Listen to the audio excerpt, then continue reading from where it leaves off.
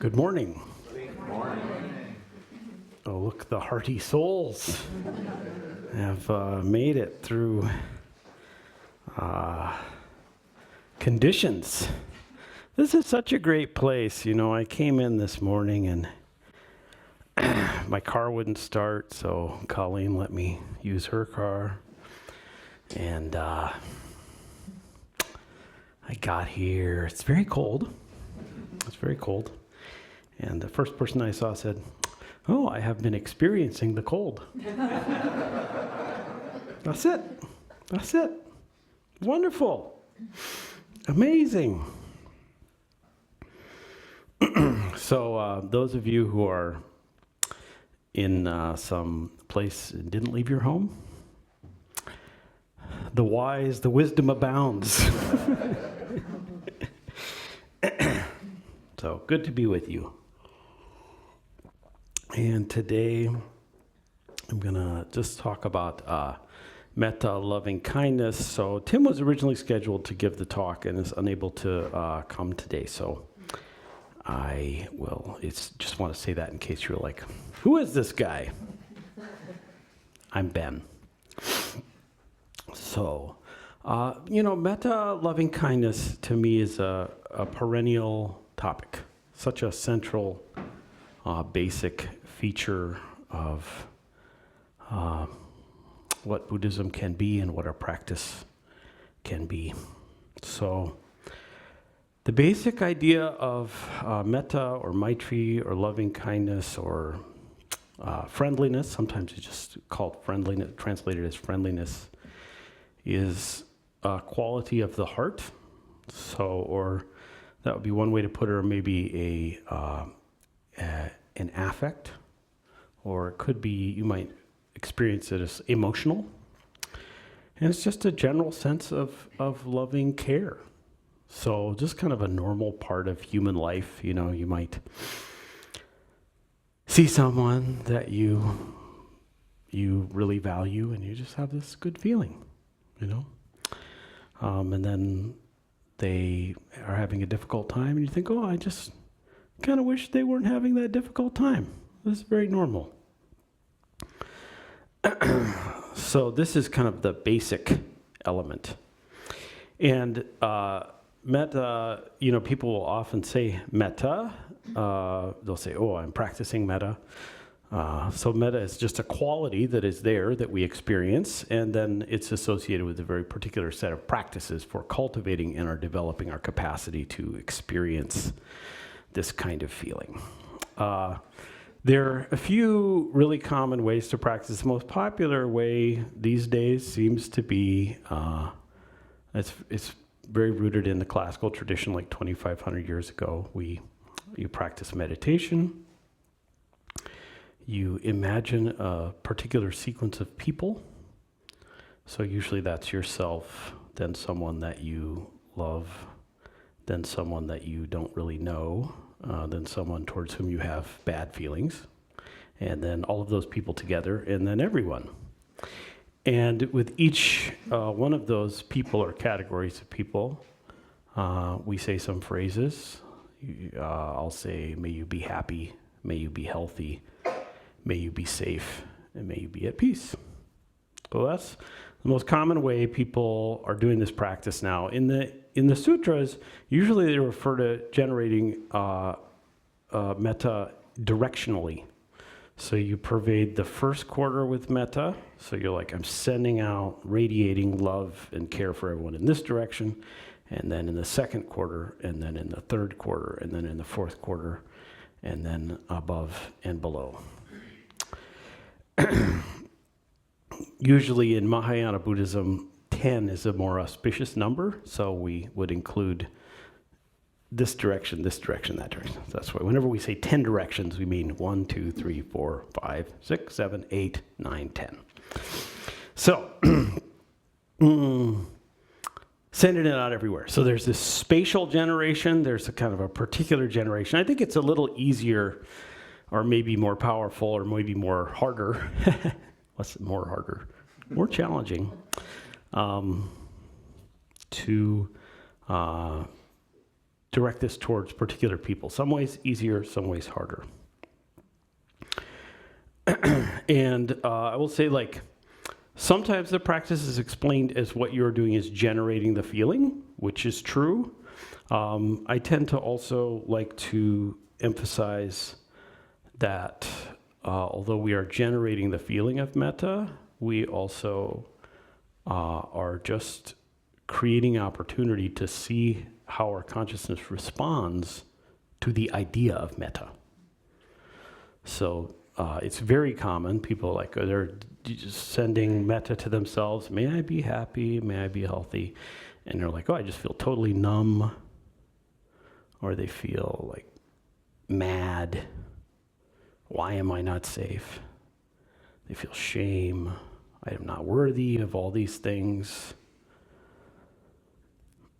So then we get to see those feelings. That's very good. It's good to see our feelings. Mindfulness of feelings is absolutely one of the most powerful things that we can possibly do if we want people to be free from suffering.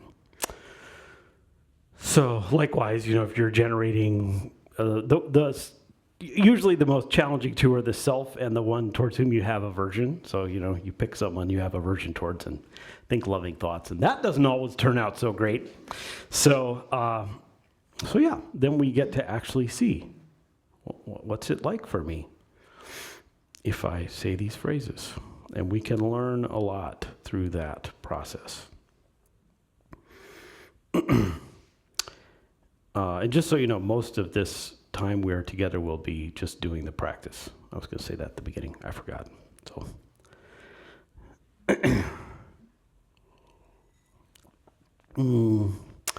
there's a Metta Sutta that's just wonderful that I'll probably recite a little bit from in a minute. And we chant that every Saturday here. So if you like loving people, come on by.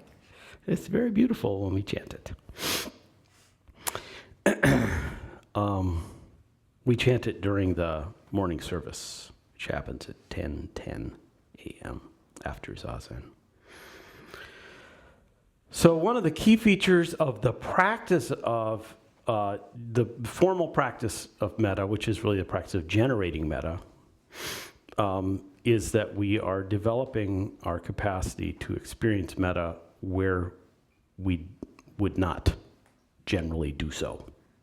That's really the key piece. You're like, well, you start out, maybe it's like some orneriness comes up, and you're like, I don't really want to have metta with that person, or I don't really have the capacity to experience that for me. And you go, okay, well, I'm just going to practice. So this is based in fundamental idea of Buddhism. You are not a fixed thing. You are only a realm of possibilities in a realm of possibilities. And any idea you have about who you are and what you have to be and how you have to be are just ideas. And there's a radical freedom available to develop something fresh and new. So if you're like, yep, I'm just, my therapist pointed out to me that I'm just bound to my past. Well, that's true and not true. There's freedom. And anywhere where there is not a sense of loving kindness, we can generate a sense of loving kindness. It's possible. People do it. So like in the formal practice, you can see how that works, because it's like, obviously, if you're trying to generate loving kindness towards someone who you are averse to, that's clearly an example of this, right? But if you listen to the sutra, it says, whether they are weak or strong, omitting none, the great and the mighty, the medium, short and small, those born to be born, those seen and unseen, those living near and far away. So with a boundless heart should one cherish all living beings, radiating kindness over the entire world, spreading upwards to the skies and downwards to the depths, outward and unbounded, freed from hatred and ill will. Vast, boundless, boundaryless love. That's the invitation.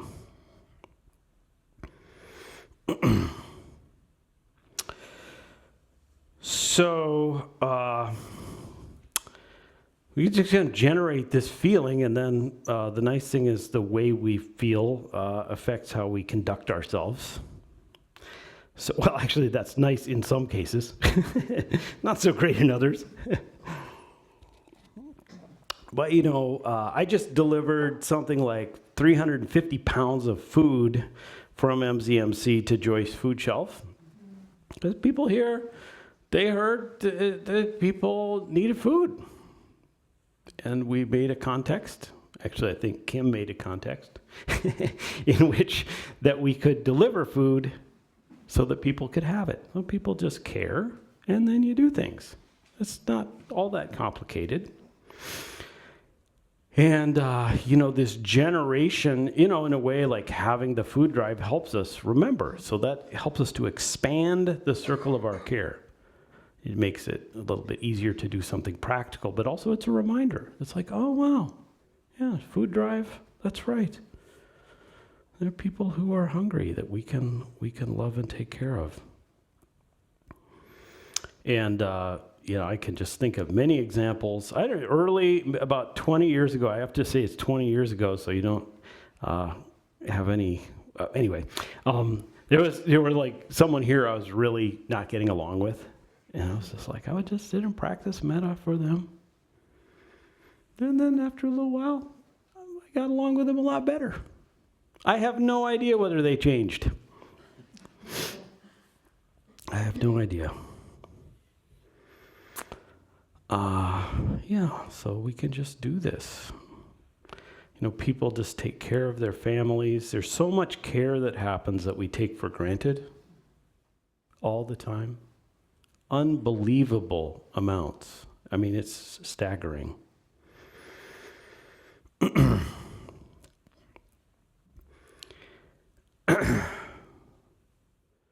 So, right now, there are substantial parts of the community in the Twin Cities who are facing what I would call, and maybe people will get mad at me about this, a campaign of terror. So just a couple days ago, someone was run down on the street by armed, masked men. And they said ICE on their uniforms. He said, I'm a U.S. citizen, I have proof. I'm a U.S. citizen, I have proof. Repeatedly, they tackled him, threw him to the ground, handcuffed him, took him to the Whipple building, and held him for 6 hours, and then just released him out the front door. Because there was no basis for any charge. That's just one example. The number of examples of things like this that are happening in the Twin Cities right now are quite large, if you don't know.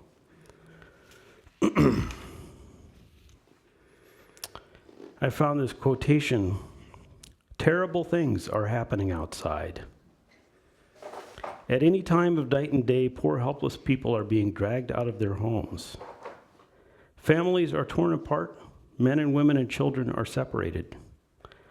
Children come home from school to find that their parents have disappeared. This was written by Anne Frank.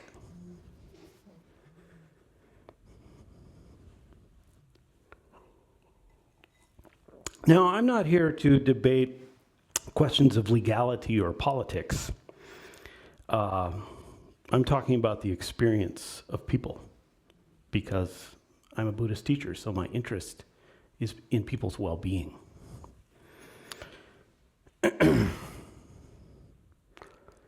So, this being the case, I am seeing enormous amounts of metta and loving kindness and action being generated. Like, it's crazy. I have all these signal chats for encrypted activist networks, and I have to find a different way to use telephones because it's like bing, bing, bing, bing, bing, bing, bing, bing, bing, bing. People are being so creative in finding ways to take care of and support people. If you are a person who is concerned about this, I encourage you to think if there's some way that you can be helpful. And, giving people food, delivering people food. There are a lot of immigrant communities where people are afraid to leave their homes. So there are people who are arranging for mutual aid, just delivering food to people. things like that. That's great. There's really good trainings called Monarcha trainings, which are just legal observer trainings where you get to go and you just are present and video what's happening when there's state violence being brought on members of our community. So, there's lots of options. Right now, I just began with a crew of people. We call ourselves Center Down, Rise Ready. Come on. And we offered our first training. We'll be offering a couple more, and we'll probably be inviting the MZMC community to one soon. And these are just for how to show up in a spiritually grounded way to not cooperate with violence. So, and there's many other, there's kind of civil disobedience, which is radically about just loving people and showing up in public in a loving way. Lots of options out there. Of course, I know you might be like, I'm busy. That's okay. It's not a demand. It's possibility. The call to love everybody is not a demand. It's a possibility. It's a practice we can do.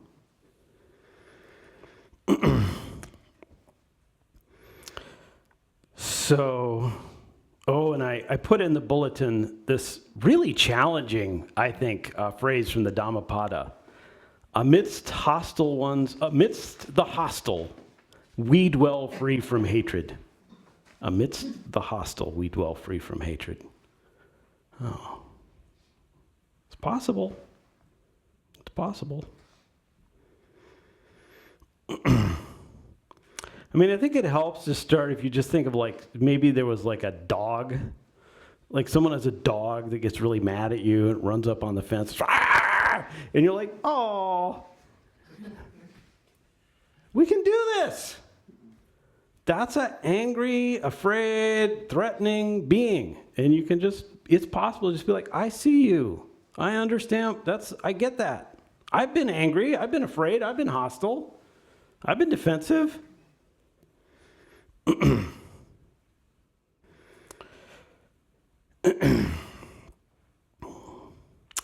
So, really important here is a lot of times when people say this, they'll say, come here, and they say, well, I'm trying to have compassion for, horrible people. Sometimes they name them.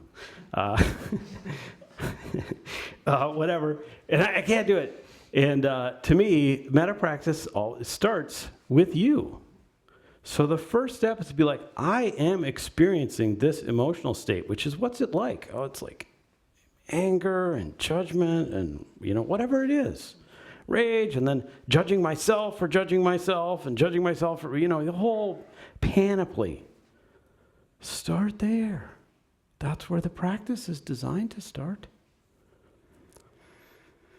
But then it may be possible to start there and then okay, what about wishing that this person be happy, healthy, safe, and at peace? What's that feel like? Terrible! Okay, well, how about if I try and be happy? What's that feel like? We just play in it.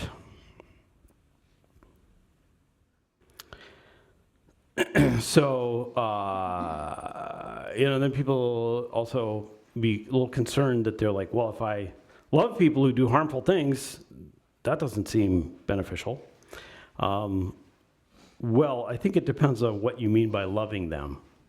But in simple terms, wishing that someone can be happy, healthy, safe, and at peace does not at all remotely impede your capacity to do things that stop them from harming people. And that is very, very evident. Many, many small and mass movements in the world and little things that have happened in homes where people who have been able to really love and appreciate someone have also been able to say, I am standing in the way of you doing this harm.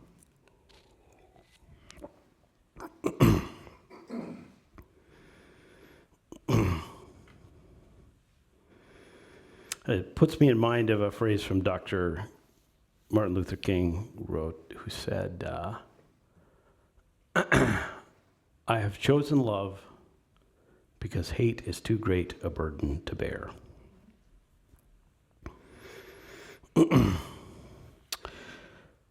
So a little quick thing about the limitations of this practice. So in the Pali Canon, there are a couple sutras where the Buddha is like, metta is great, everyone should practice it, everyone should develop it, it's really important. It can get you to the God realm, but it cannot get you to nirvana. That is to say, the ultimate liberation that this tradition presents is something beyond. And in simple terms, this is because metta, the flavor of it is kind of conditioned. So we're like, may you be happy, may you be healthy, may you be safe, may you be at peace. These are guaranteed to not be true all the time. The only guarantee is that we will all perish. The only real possibility that we'll avoid illness is if we perish suddenly without becoming ill. Safety is ultimately not real. It's a groundless world. Happiness, I think it might be possible for someone to be happy all the time. That I will not state as like, I think that's absolutely impossible, but doesn't seem prevalent among the people I know. So the thing is, we are encouraged to want this for people, to care about them. The Buddha, when he goes to meet people who are dying in the sutras, every time he sits down and says, how are you? Are your pains decreasing? Are you feeling better? And they have a conversation. But there is something beyond this conditioned care. The Buddhist tradition invites us into something unconditioned, an unconditioned appreciation. And our root practice here of Zazen is radically about encountering or recognizing the unconditioned. And there's very complex philosophical elements to this. But in simple terms, it's just like our well-being that is not dependent on anything. It's not dependent on any kind of safety, any kind of happiness, any particular thing happening. It's just we've dropped the concepts that divide things into those categories, and we're just here. And I know that Zazen often does not feel like that, from experience. And yet, just tiny moments where the thoughts are not active, the conceptualizing, dividing capacity of mind is softened, and there's something more spacious revealed. Hafiz, the great Muslim poet, wrote, I have come into the world to see this, the sword drop from men's hands even at the height of their arc of rage, because they realize that there is but one flesh that they can wound. This is not about having a feeling that interrupts violence. It's about seeing the seamless nature of reality, and because of that, being incapable of harm, and instead naturally doing that which is beneficial. So this frame is more emphasized in the Zen tradition. But they go hand in hand. They go hand in hand. A little metta here, little unconditioned. And then ultimately they meet, because we're talking about unconditional loving regard. A loving regard that's not dependent on anything. It's not dependent on you being anything in particular, on anyone else being anything in particular, not on anyone getting anything in particular. It's just mysteriously present. And I think it's mysteriously present a lot of the time, but it's hard to recognize. And it can become yet more mysteriously evident with practice, I think.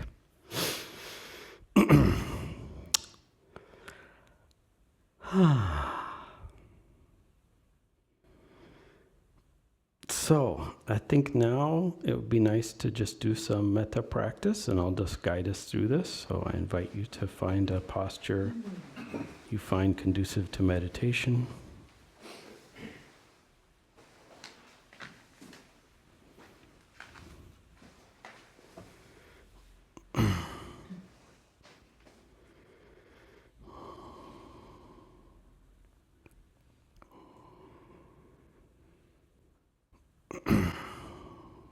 Just allowing the attention to settle in the body.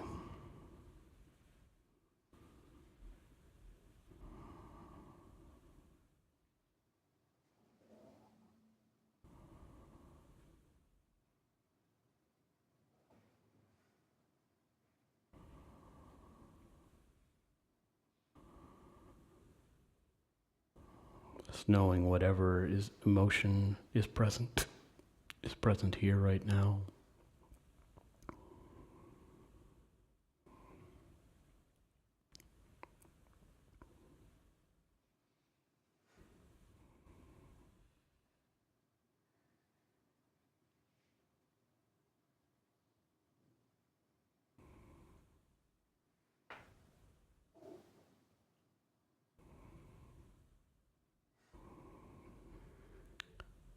So throughout this process, I'll be inviting you to focus on particular things. And if you find that you're not focused on the current object of mindfulness, you can just focus on the current object of mindfulness. No problem.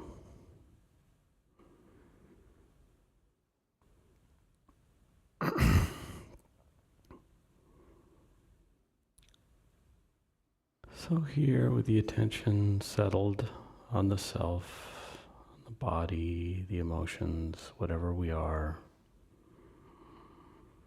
let's beginning to direct these loving phrases towards ourselves. I recommend saying the phrase silently in the mind as you exhale. So I'm going to inhale, say, may I be happy. I inhale, I say, may I be healthy. Inhale, say, may I be safe. Inhale, say, may I be at peace.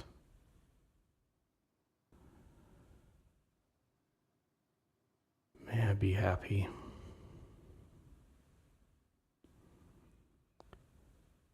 May I be healthy.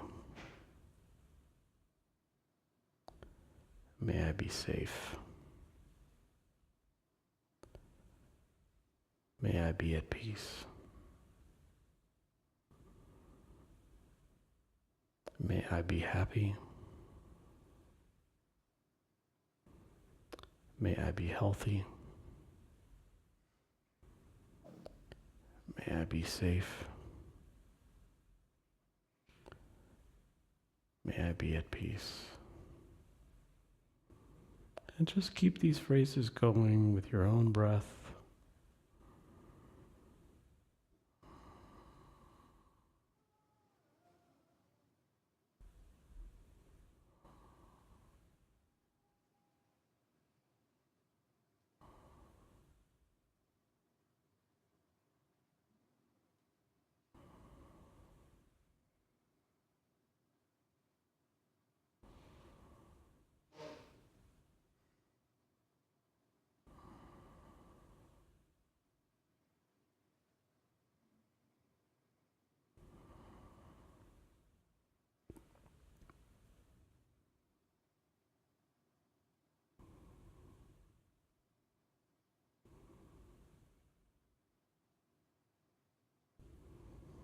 I just invite you to let the phrases go and just notice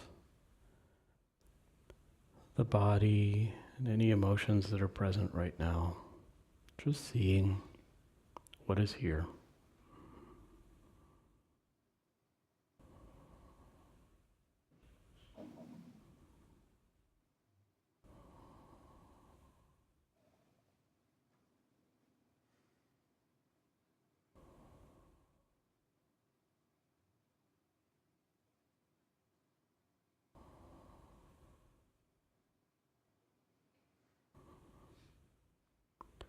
Let's think of someone, someone that you love in an uncomplicated way.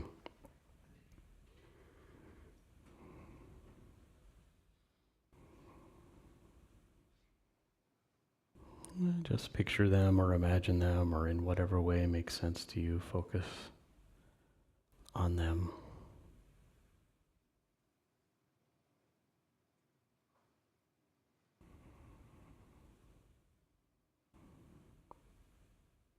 And let's direct these loving phrases towards this beloved person. So we inhale, and as we exhale, may you be happy. May you be healthy. May you be safe. May you be at peace. And just keep these phrases going, directing them towards this beloved person.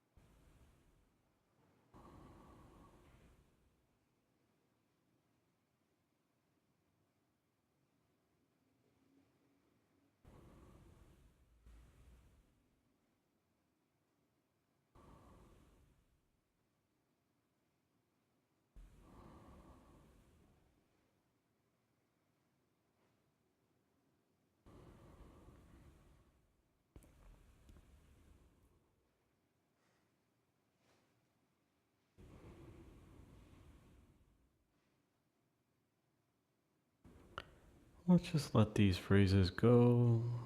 Notice the body, any emotion that is present.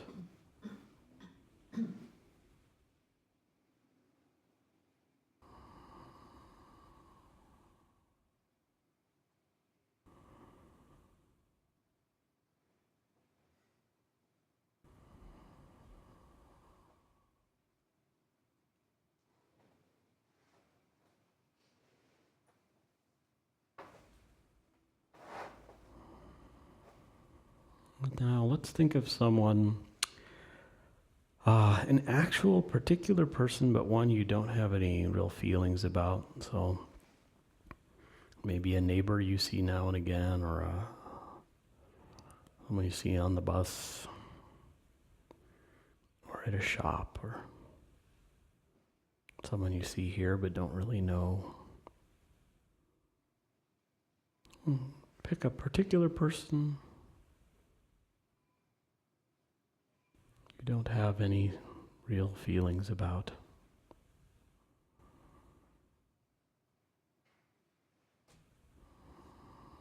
Focus your imagination, attention, and energy towards them.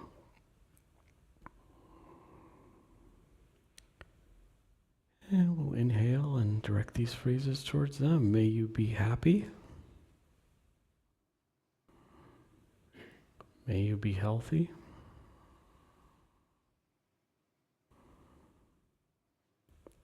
May you be safe.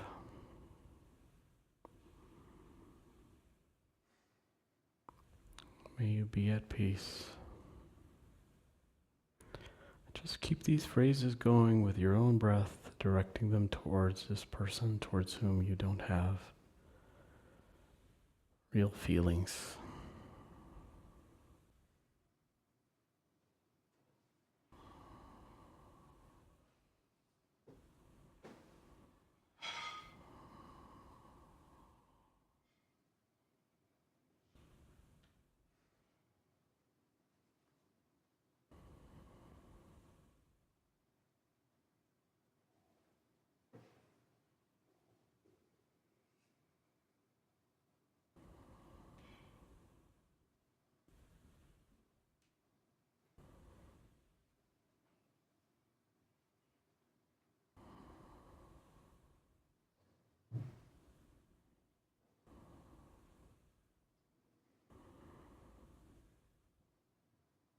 Just let these phrases go. Notice the body. Notice any emotion that is present.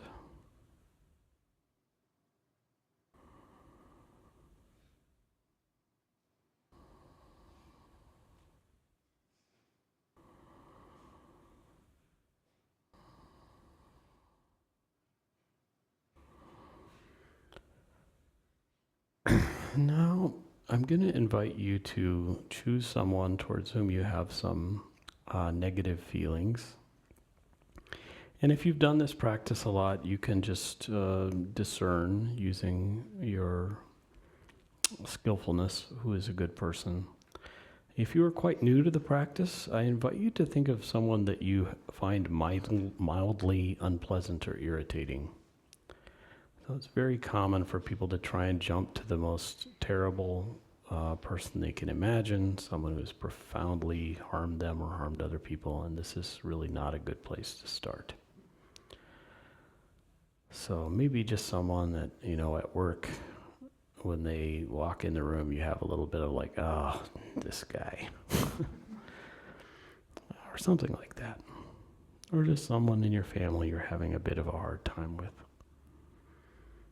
Well, just think of a particular person.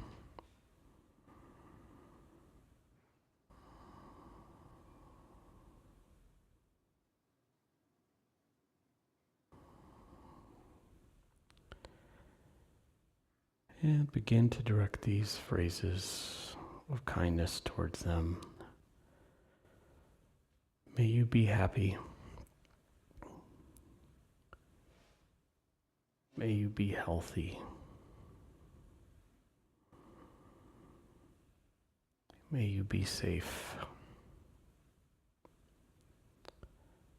May you be at peace. And just keep these phrases going with your own breath, directing them towards this person, towards whom you have some difficult feelings.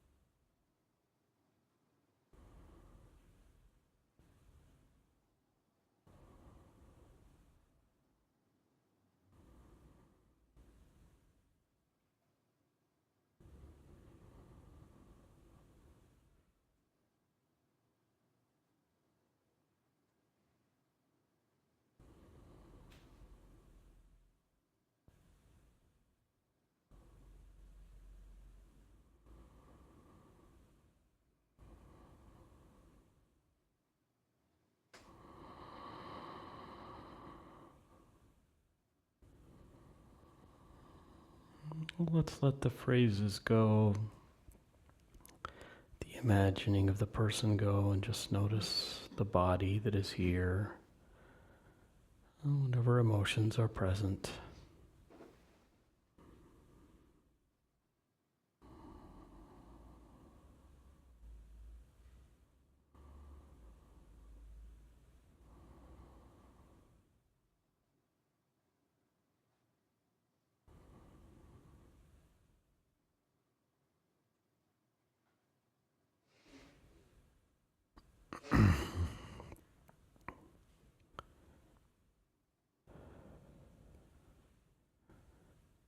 Now let's bring these people together, ourselves, the beloved person, the person towards whom we have no particular feelings, and the person towards whom we have aversion.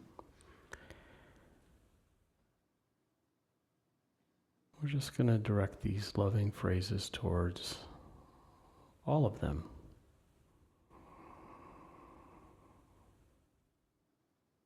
And it's okay, however you feel. is itself present in a field of unconditional loving regard. So may we be happy. May we be healthy.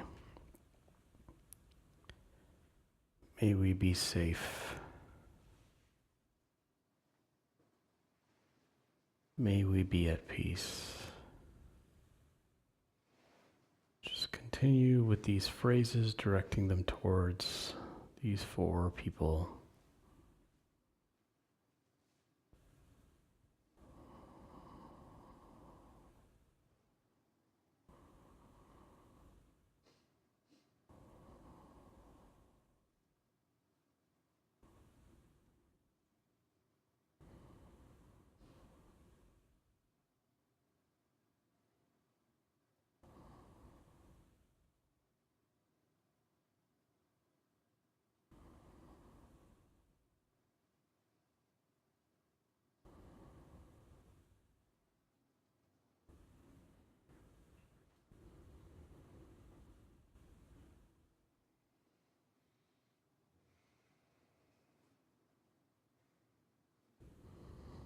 So I'm going to invite you to keep these phrases going with your exhalations. It's like kind of like an internal chant. And as you are doing this, I'm going to offer you more beings to include in the field of who you are directing this metta towards. So just keep going with the phrases directed towards these 4 people. Yourself, a beloved person, a person towards whom you have neutral feelings, and a person towards whom you have aversion. And with these 4, let's just bring everyone who is here together practicing meditation at this time, including all of us.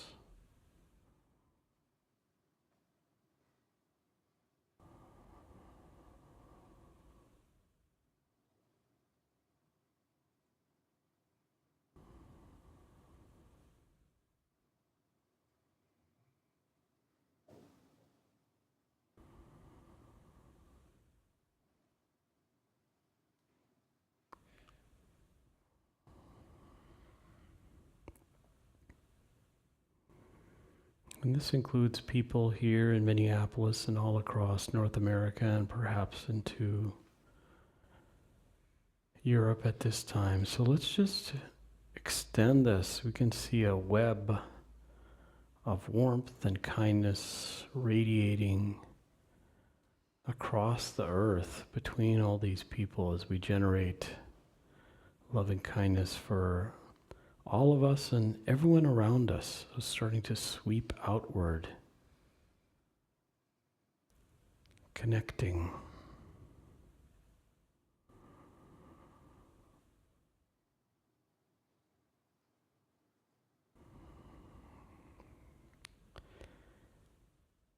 Sweeping outward here from Minnesota Zen Center.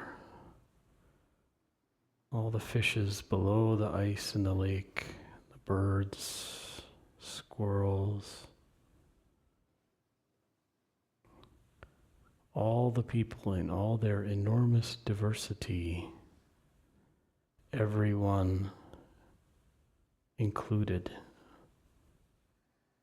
in the radiance of loving kindness of these phrases, wishing that we may all be safe and at peace and happy.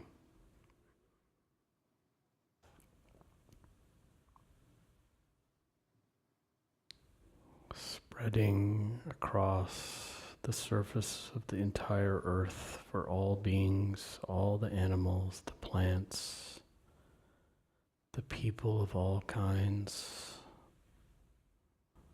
all languages, ages, temperaments, conditions.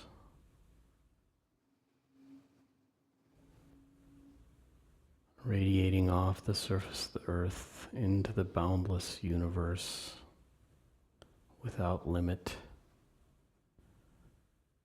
the warmth of our wishes pervading everywhere, unconditionally.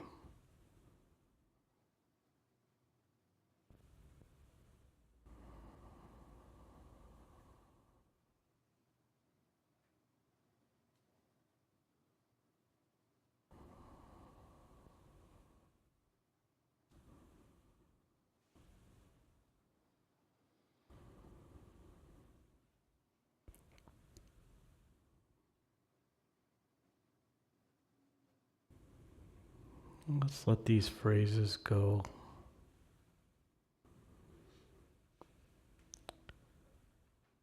Just notice the body, any emotion, feeling, or affect that is present.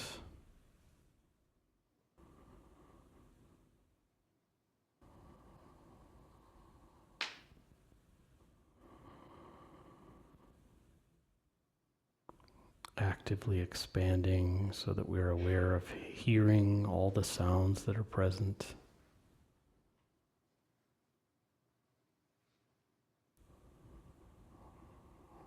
Allowing the eyes to open.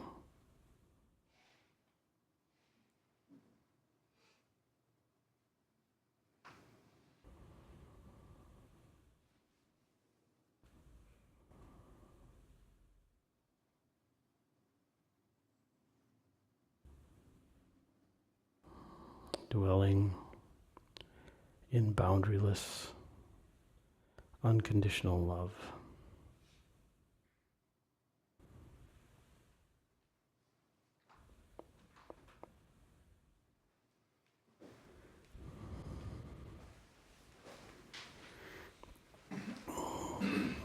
Feel free to adjust the body.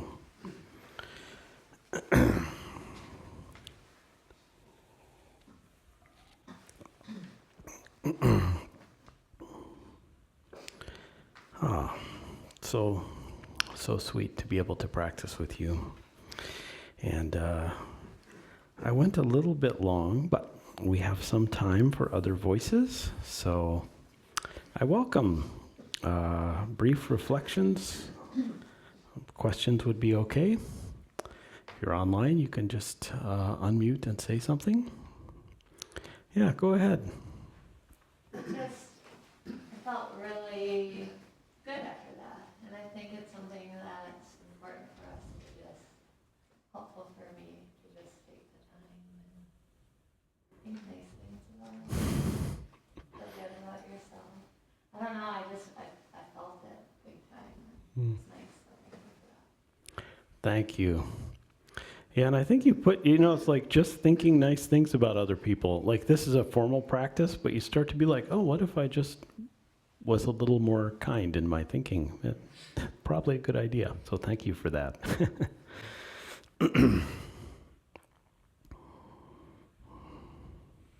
Yes.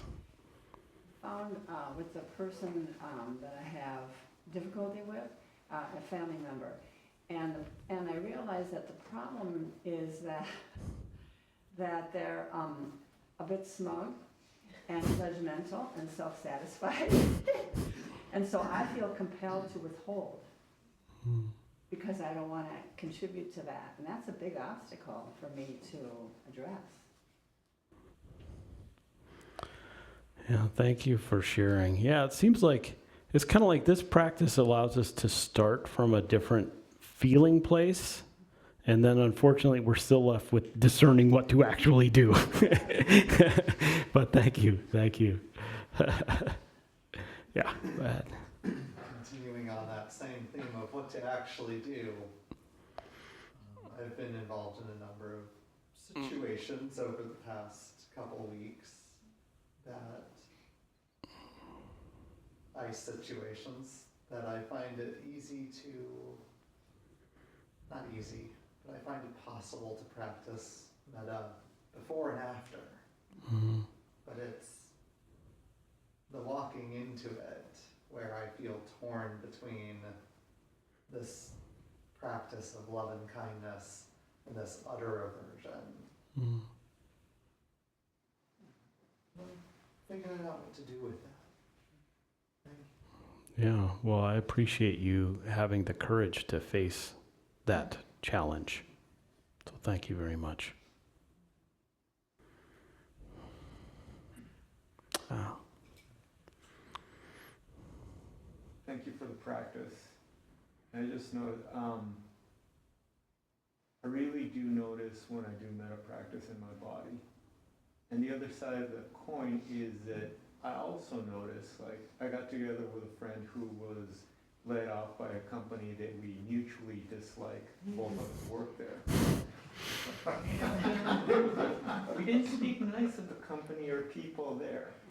And I also noticed at the end of that, I did not feel well. You know, just being negative, it's like my body doesn't know that I'm not actually talking to people, that I'm just saying stuff, and you get, you know, good and bad feelings arise from my thoughts. mm. Yeah, thank you. So clear. Thank you. Katie, I'll come back.